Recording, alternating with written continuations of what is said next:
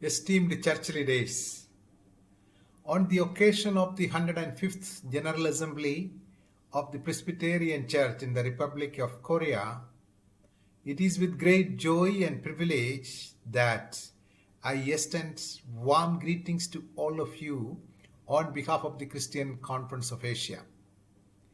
Your General Assembly this year takes place amidst an unprecedented crisis in the world.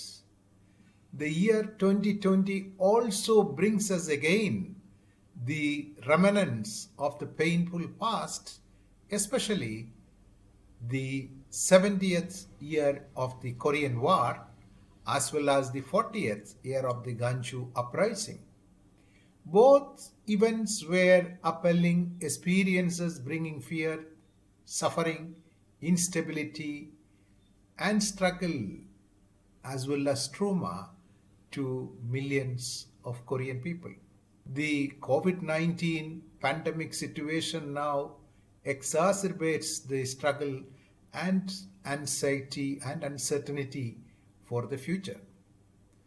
It is in this context that the theme of the General Assembly, Restore us, O Lord, in love and truth, is momentous.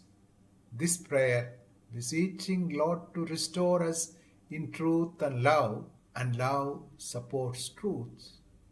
As Apostle Paul reminds us, love does not delight in evil, but rejoices with the truth. Love is content when truth is spoken. Our ardent faith is that God's love is enough to drive out fear. As we face anxiety, uncertainty, and fear in our lives today, let us pray, restore us, O Lord, in truth and love. Let me take this opportunity to congratulate the leadership of the PROK as well as all delegates of the 105th General Assembly for taking the initiative for holding the 105th General Assembly despite all the adversities we face now. Our faith is that God's promises of abundant mercies and love will protect us. As Jesus told us, the truth will set you free. We trust in God's promises and restoration and truth in love, which leads us to fullness of life.